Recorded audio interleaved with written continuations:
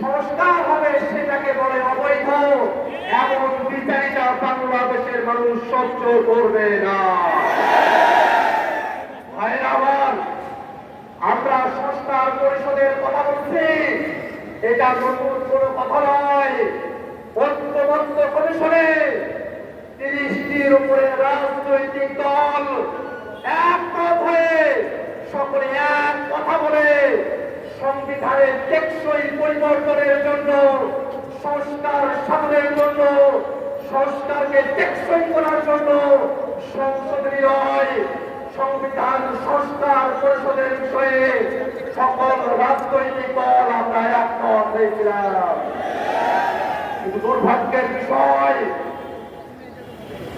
ভোটের আগে পর্যন্ত তারা ফরমালি গণভোটের বিপক্ষে বলে নাই, কিন্তু ভোটের পরে টুঠাট মেজরিটি পাওয়ার কারণে তারা জনগণের রায়কে বিভ্রান্তি দেখানোর সাহস করছে।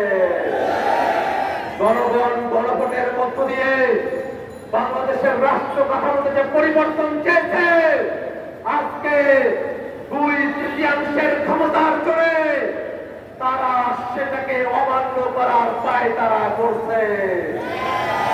ভাইরা আমার, তারা সংবিধানের কথা বলছে, আমরাও বলি দেশ পরিচালনা করতে সংবিধান লাগবে, কিন্তু সেই সংবিধান ৭২-এর মুজিববাদী সংবিধান না।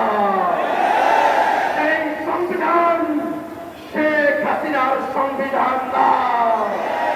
সেই সংবিধান কোন দল বিএনপির সংবিধান না।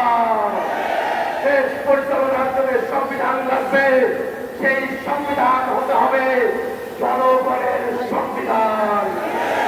আর সেই সংবিধানে জনগণের কথাগুলো থাকবে, তার অন্যথা আমরা হতে দেব না। আমরা তো বুঝি আপনারা সংস্কার চান না, গণভোট চান না, তার পেছনের কারণ হলো আপনারা বাংলাদেশের রাষ্ট্র ক্ষমতাকে, বাংলাদেশের সাংবিধানিক প্রতিষ্ঠানগুলোকে এক ব্যক্তির পরায়ত্ত করে রাখতে চান। গণভোট মেনে নিলে সাংবিধানিক প্রতিষ্ঠানগুলোতে নিয়োগ স্বচ্ছ হবে, আপনাদের কর্তৃত্ব এককভাবে থাকবে না, সেই কারণে আপনারা গণভোট চান না। গণভোট মেনে নিলে তত্ত্বাবধায়ক সরকারের অন্তর্ভুক্তিমূলক সম্মিলিতভাবে একটা কাঠামো আসবে, আপনারা সেটা চান না। গণভোট কার্যকর হলে উচ্চকক্ষ হবে ভোটের বিহার অনুযায়ী, আপনারা সেটা চান না। আপনারা মৌলিক কাঠামোর পরিবর্তন চান না, এই কারণে গণভোট চান না।